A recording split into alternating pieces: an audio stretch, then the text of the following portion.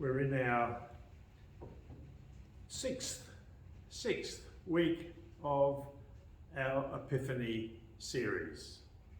And the reading is from Matthew chapter 5, beginning at the 21st verse. You have heard that it was said to those of ancient times, you shall not murder, and whoever murders shall be liable to judgment. But I say to you that if you are angry with a brother or sister, you will be liable to judgment. And if you insult a brother or a sister, you will be liable to the council. And if you say, you fool, you will be liable to the hell of fire. So when you're offering your gift at the altar, if you remember that your brother or sister has something against you, leave your gift there before the altar and go first be reconciled to your brother or sister, and then come and offer your gift. Come to terms quickly with your accuser while you are on the way to court with them, or your accuser may hand you over to the judge, and the judge to the guard, and you will be thrown into prison. Truly I tell you, you will never get out until you have paid the last penny. You have heard that it was said, you shall not commit adultery. But I say to you that everyone who looks at a woman with lust has already committed adultery with her in his heart. If your right eye causes you to sin, tear it out and throw it away. It is better for you to lose one of your members than for your whole body to be thrown into hell. And if your right hand causes you to sin, cut it off and throw it away. It is better for you to lose one of your members than for your whole body to go into hell. It was also said, whoever divorces his wife, let him give her a certificate of divorce. But I say to you that anyone who divorces his wife, except on the grounds of unchastity, causes her to commit adultery. And whoever married a divorced woman commits adultery. Again, you have heard that it was said to those of ancient times, you shall not swear falsely, but carry out the vows you have made to the Lord. But I say to you, do not swear at all, either by heaven, for it is the throne of God, or by the earth, for it is his footstool, or by Jerusalem, for it is the city of the great King. And do not swear by your head, for you cannot make one hair white or black. Let your word be yes, yes, or no, no. Anything more than this comes from the evil one. What a great reading. Our central question for today is, what does perfection look like to God? Is it about keeping a list of rules, or is it something deeper? To understand today's Bible passage, we need to understand its context. In the previous passage, Jesus tells his disciples that he didn't come to abolish the law or the prophets. He came to fulfill them. He says that those who practice and teach the commandments will be called great in the kingdom of heaven. And then he says something that must have made their hearts sink. For I tell you that unless your righteousness exceeds that of the scribes and Pharisees, you will never enter the kingdom of heaven. The Pharisees were a religious movement within Judaism that believed in following a strict interpretation of the laws handed down by Moses. But they also added on numerous laws and rules that were passed down through oral tradition. Some Bible historians say that the Pharisees observed 613 rules in their lives that were to them necessary to achieve righteousness in God's eyes. 613. And now Jesus was saying that no one could enter the kingdom of heaven unless their righteousness surpassed that of the Pharisees and the teachers of the law. Imagine that you are one of Jesus' disciples. Let that teaching sink in for a moment. It's impossible. How could anyone's righteousness surpass that of the Pharisees? There's no hope, is there? We might as well call it quits and go home. And it's at this moment that Jesus begins teaching them a brand new way to look at God's law. Our Bible passage for this morning begins, "You have heard that was said to those of ancient times, you shall not murder, and whoever murders shall be liable to judgment. But I say to you that if you are angry with a brother or sister, you will be liable to judgment. And if you insult a brother or sister, you will be liable to the council. And if you say, you fool, you will be liable to the hell of fire." Did you hear that? Have you heard that it was said, "But I tell you that"? He used that phrase, or some variation of it, 4 times in this passage. Jesus isn't undoing the law and the teachings of the prophets. He's illuminating them. He is showing us what it looks like when our inner being and our actions are guided not by rules, but by the nature and love of God. And buried in this list of "you have heard that it was said, but I tell you," is the heart of this passage. This is the teaching that I believe illuminates this whole passage. It's in Matthew 5:23 to 24. "So when you are offering your gift at the altar, if you remember that your brother or sister has something against you, leave your gift there before the altar and go first be reconciled to your brother or sister, and then come and offer your gift."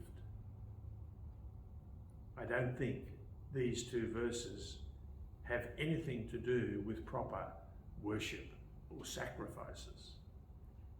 They are about understanding what is important to God.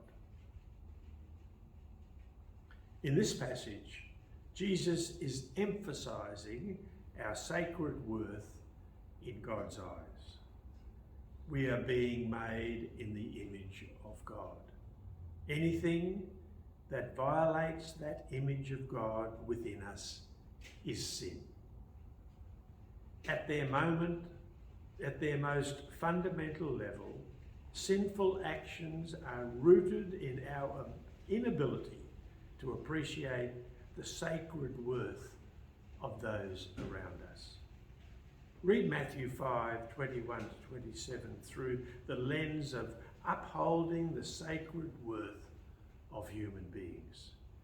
This passage becomes a shocking picture of how our anger, contempt, lust, self-centeredness, and sin hurt those who are made in the image of God. I read a great quote from a minister on God's love for humanity. He preached, "God's love does not seek value, it creates it. Our value is a gift, not an achievement. It is not because we have value that we are loved. It is because we are loved that we have value." Think about that for a moment. It's not because we have value that we are loved. It is because we are loved that we have value. The second thing Jesus teaches us here is that when we see the sacred worth of others, it will thoroughly change our relationship with them. And our relationship with others is a mirror of our relationship with God. 1 John 4, 7b to 8 reads, "Everyone who loves is born of God and knows God. Whoever does not love does not know God, because God is love." Now there's a standard for perfection that's more challenging than following a list of rules. Our ability to love others is a direct reflection of our relationship with God. We cannot separate our relationship with others from our relationship with God. Let's look at verses 23 to 24 again. "So when you're offering your gift at the altar, if you remember that your brother or sister has something against you, leave your gift there before the altar and go. First, be reconciled to your brother and sister, and then come and offer your gift." The verb be reconciled comes from the Greek word dialasso. This particular word is only used once in the whole New Testament. The words reconcile or reconciliation are used a lot in the New Testament, but not this particular form of the word. This word can be more literally translated as to thoroughly experience change. Jesus is urging us to change our relationship with others. When we see others as God sees them, it will thoroughly change our relationship with them. We will realise why Jesus urges us to make peace with others, to heal our separation with others. It is more honouring to God to live in harmony with others than to offer religious sacrifices. I think the story of Captain Peter Peterson is a perfect example of thoroughly experiencing change in a relationship that seemed to be beyond repair.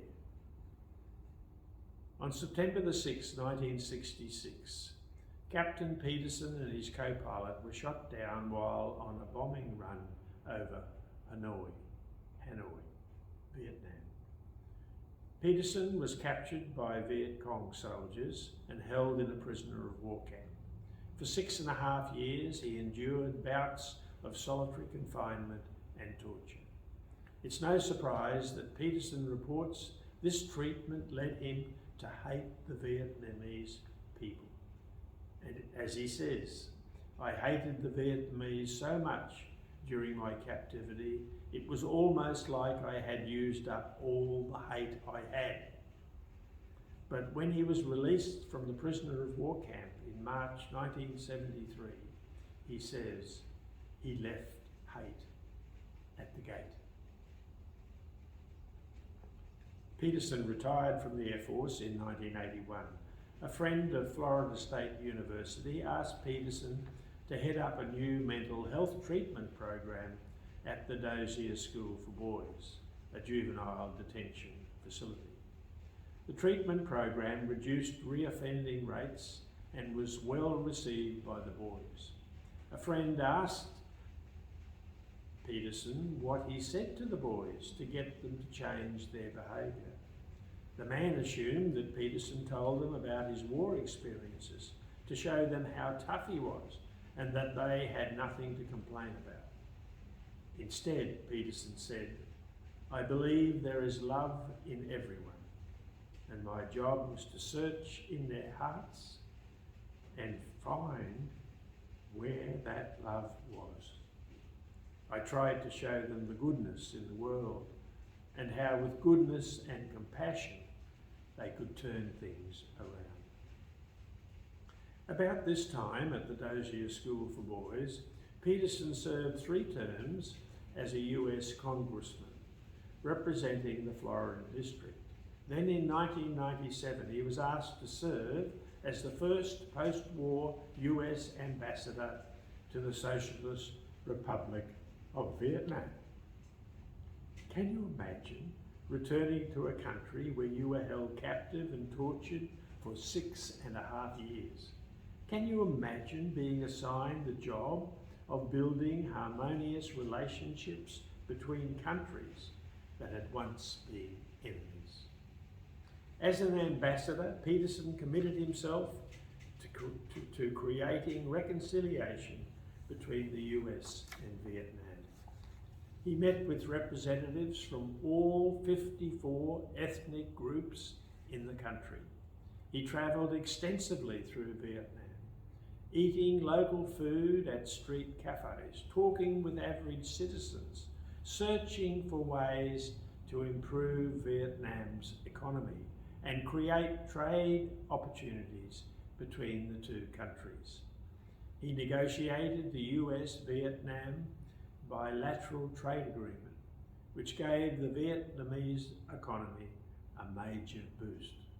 Peterson and his wife even started the Alliance for Safe Children, an organisation that works to reduce child injuries, especially in Asia.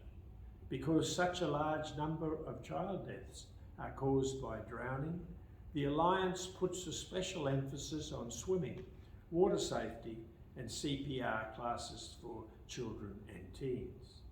During his years as ambassador, Peterson proved that he left hate at the gate.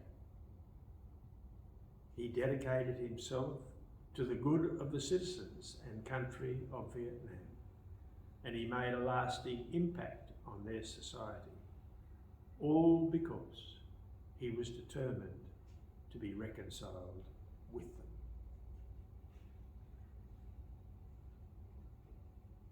The Bible tells us that Jesus died to reconcile us to God.